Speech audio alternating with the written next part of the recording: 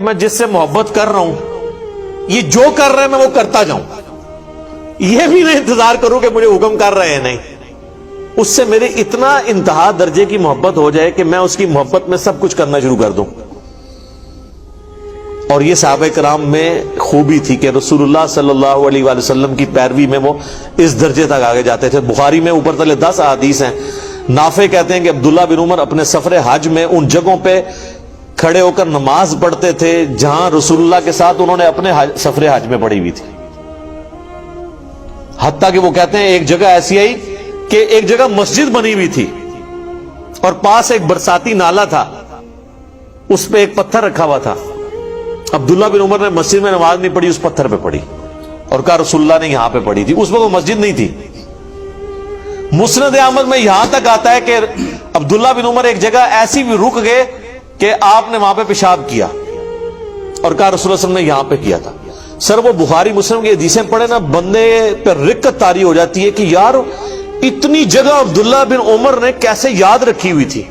اور وہ راوی نے بھی روایت کی ہیں کہ پھر ایک ایسا ٹیلا آیا، پھر ایک ایسا برساتی نالا آیا، پھر ایسا پہاڑ آیا۔ میں یار حیران ہو جاتا ہوں اس حدیث روایت کرنے والے بندے کو، اور عبداللہ بن عمر نے زندگی میں ایک دفعہ حضور کے ساتھ حج کیا ہوا۔ اور آپ عبداللہ بن عمر سے یہ نہ سمجھیے گا کوئی لمبی سفید داڑھی، نہ، رسول اللہ جب فوت ہوئے ہیں نا صلی اللہ علیہ وآلہ وسلم، اس وقت عبداللہ بن عمر کی جو عمر تھی نا وہ تھی آلموسٹ 21-22 سال۔ غزوہ احد کے موقع پر کہتے ہیں میں بدر میں مجھے پیش کیا گیا تو میں 14 سال کا تھا، حضور نے مجھے جنگ میں نہیں جانے دیا۔ احد میں 15 کا ہوا تو حضور نے اجازت دی۔ احد ہوئی ہے 3 ہجری میں، 3 ہجری میں وہ 15 سال کے تھے، تو آلموسٹ 7 سال اور کر لیں، کیونکہ 11 کے شروع میں حضور فوت ہو گئے، تو 15 اور 7 22 سال کیا عمر ہوتی ہے۔ اور یہ 22 سال اس وقت جب حضور فوت ہو گئے، حج انہوں نے کیا ہے 20-21 سال کی عمر میں، ایک ایک چیز یاد رکھی ہوئی ہے۔ یہ ہے اتباع، محبت پلس اطاعت، اس کو کہتے ہیں اتباع۔ اس پہ بخاری مسلم میں حدیث نہیں، حضرت عثمان وضو کرتے ہیں اور مسکرانا شروع کر دیتے ہیں۔ ساتھی پوچھتے ہیں یہ کیا حضرت؟ کہا حضور نے بھی ایک دفعہ اس طرح وضو کیا تھا تو مسکرا پڑے تھے، تو میں نے حضور سے بھی پوچھا تھا آپ کیوں مسکرائے؟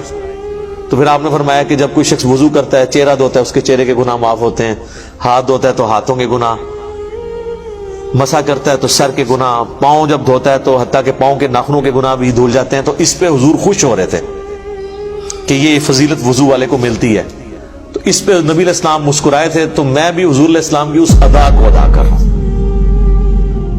یہ ہے، یہ اس کو کہتے ہیں اتباع۔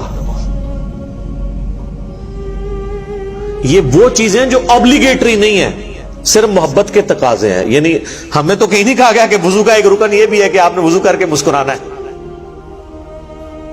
لیکن یہ محبت کی فیلڈ ہے۔